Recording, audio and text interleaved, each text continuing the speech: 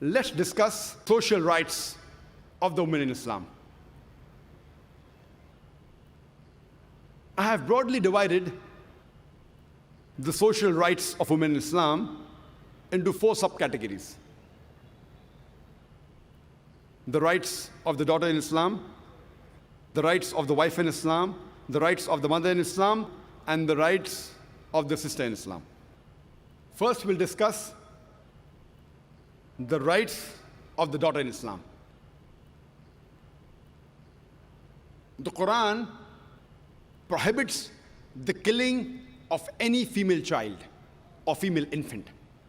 The Quran says in Surah Takwir, chapter number 81, verse number 8 and 9, that when the female child is buried alive, and when she's asked, for what crime was she killed? Quran prohibits the killing of female children and female infants. The Quran does not only prohibit the killing of female infants, it prohibits the killing of all infants, all children, whether male or female. Quran says in Surah Anam, chapter number 6, verse number 151, that kill not your children for want of sustenance. For it is Allah subhanahu wa ta'ala who will give sustenance to you and your children. Allah repeats the message in Surah Isra, chapter number 17, verse number 31. Kill not your children for want of sustenance, for it is Allah subhanahu wa ta'ala who will give sustenance to your children and you. For killing of children is a major sin. There was a program that came on BBC. The name of the program, Assignment, and the title was Let Her Die. There was a British reporter by the name of Emily Beckenin, who comes from UK and does a survey of India, and she says that every day more than 3,000 fetuses are being aborted in India after they are identified that they are females. If you multiply this figure by 365, the number of days in a year, you get a total of more than 1 million fetuses are being aborted in India alone after they are identified that they are females. And according to the Tamil Nadu government hospital report, it says out of 10 female children born alive in the Tamil Nadu government hospital, 4 are put to death. And there are big billboards and hoardings in states such as Rajasthan and Tamil Nadu saying, spend 500 rupees and save 500,000 rupees. Indicating, spend 500 rupees and do the ultrasonography.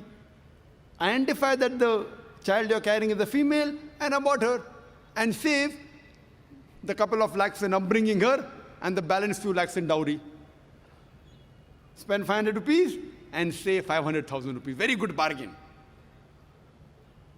Because of this evil practice of female infanticide and female feticide, you find the sex ratio in India, it is imbalanced. According to the census of 1901, for every 1,000 males in India, there were 972 females in 1901 census. As science and technology is advancing, you can identify easily whether the child is a male or a female. So as science and technology is advancing, the women are being subjugated. According to the census of 1981, in India, for every 1,000 males, there were 934 females. According to the census of 1991, for every 1,000 males, there were 927 females. You know, science, technology advancing, women are being subjugated. As I told you, the Western talk of women's liberalization is nothing but a disguised form of exploitation of body, deprivation of honor, and degradation of a soul. If this evil practice of female infanticide and female feticide stops, even in India, in the next few decades, the male and the female ratio, inshallah, would become equal. Allah subhanahu wa ta'ala, our great almighty God, does not only prohibit the killing of female children, it even rebukes the thought of a person becoming sad at the news of a female child. Quran says in Surah Nahl, chapter number 16, verse number 50 and 59, that when news is brought to one of them of the birth of a female child, his face darkens and he's filled with inward grief. And he starts thinking that should he let her live in contempt or should he bury her alive? Ah, what an evil thought. The Quran rebukes the thought of a person becoming sad at the news of a birth of a female child. Leave aside killing, even becoming sad at the news of a birth of a female child. Allah subhanahu wa ta'ala does not like it. He rebukes it.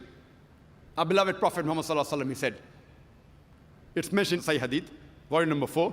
The beloved Prophet said that anyone who upbrings two daughters with love and affection till they grow up, they'll be as close to me as these two fingers on the day of judgment. And he kept both his two fingers together. There's another Sahih Hadith in which the Prophet said that anyone who upbrings two daughters with love and affection till they grow, they shall enter Jannah. Our beloved Prophet Muhammad sallallahu alaihi wasallam, he did not only talk about equality, he actually practiced it. Once there was a man who kissed his son and placed him on one of his laps, but did not do the same for his daughter. The Prophet objected and said that the man was unjust. He should have even kissed his daughter and placed her on the other lap.